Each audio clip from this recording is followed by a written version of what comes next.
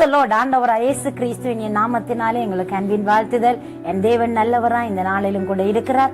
இந்த காலை நேரத்திலே நாங்கள் கர்த்தருடைய வார்த்தையை கேட்டு அவருடைய சத்தத்தினாலே சந்தோஷப்பட்டு நாங்கள் தேவனை நோக்கி பார்க்க போகிறோம். அவருடைய சத்தம் எங்களுக்கு எப்பவுமே பெரிய உற்சாகத்தை கொடுக்கிறது தான். இந்த உலகத்திலே பலவிதமான சத்தங்கள் உண்டு, பலவிதமான காரியங்கள் இருந்த போகிலும் நம்முடைய தேவனுடைய சத்தம் தான் நமக்கு உற்சாகத்தையும் சந்தோஷத்தையும் சமாதானத்தையும் கொடுக்கிறதா இருக்கிறது. இந்த நாளிலும் கூட நாங்கள் தேவனுடைய சமூகத்திலே லூக்கா எழுதின சுவிசேஷ புஸ்தகம் 1வது அதிகாரம் 13வது வசனத்திலிருந்து ஒரு காரியத்தை நாங்கள் தியானிக்க போகிறோம். 13ஆம் வசனம் சொல்கிறது, பயப்படாதே, உன் வேண்டுதல் கேட்கப்பட்டது அப்படி என்று.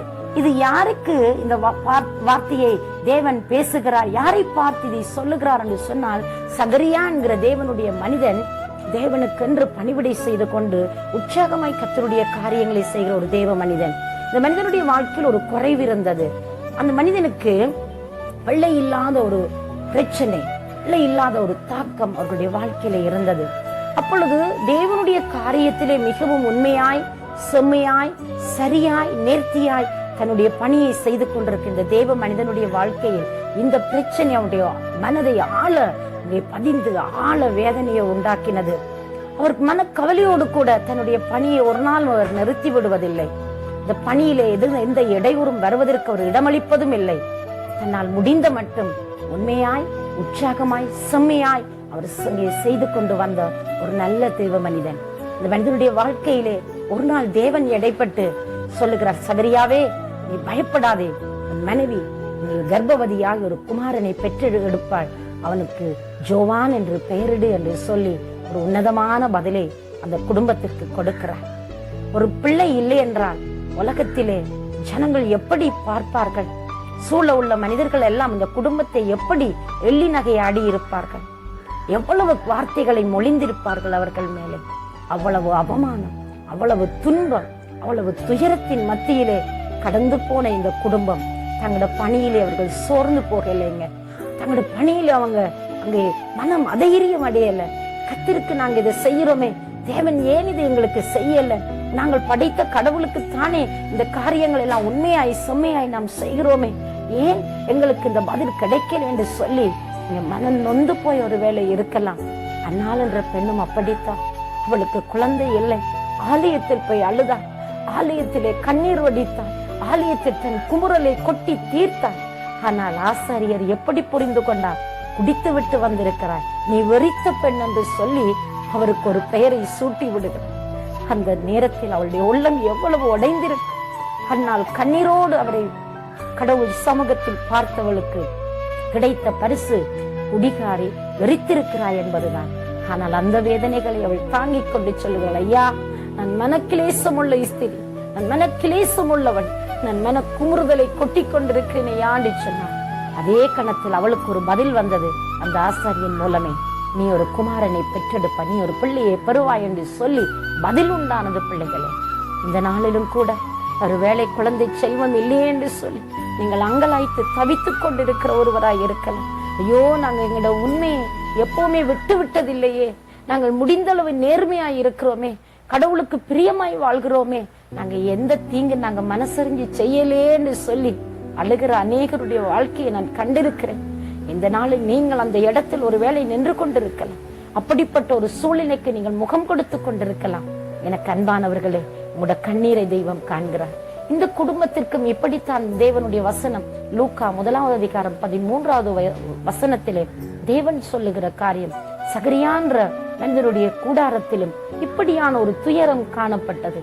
அவர்களுக்கு குழந்தை இல்லாத அந்த காரியம் அவர்களை அதிகமாய் பாதித்தது. எவ்வளவு பணி செய்தாலும் வீட்டுக்கு வருகிற பொழுது அந்த வெறுமையை அவர்கள் உணர்ந்திருக்க முடியும். ஏமாற்றத்தோடு இருந்து மற்றவர்கள் பேசுகிற வார்த்தையினால் அவர்கள் துக்கமடைந்திருக்க முடியும். அவர்கள் நிந்தித்த காரியங்கள் அவர்களை வேதனைக்குட்படுத்தி இருக்க முடியும். அவர்கள் அந்த மன கிளேசங்களை எல்லாம் தெய்வத்திடத்திலே சொன்னார்கள். தம்மை படைத்த கடவுளிடத்தில் அவர்கள் பகிர்ந்து கொண்டார்கள். அவர்களை பார்த்து கொண்டார். இப்பொழுது சொல்லுகிறார், பயப்படாதே, உன் வேண்டுதல் கேட்கப்பட்டிருக்கிறது. நீ படுகிற அந்த காரியங்களை நான் கேட்டிருக்கிறேன். உன்னுடைய கண்ணீருக்கு நான் ஒரு பதிலை உண்டாக்குவேன் என்று சொல்லி சொல்லுகிறார்.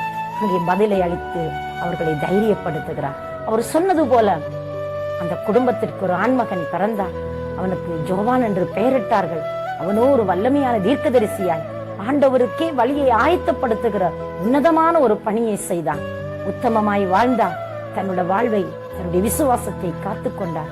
எனக்கு அன்பானவர்களே, இந்த நாளிலும் உங்களோட உண்மையான இந்த பணியிலே உங்களை சோர்வடையத்தக்க அநேக காரியங்கள் வந்தாலும் நீங்கள் சோர்ந்து போக வேண்டாம்.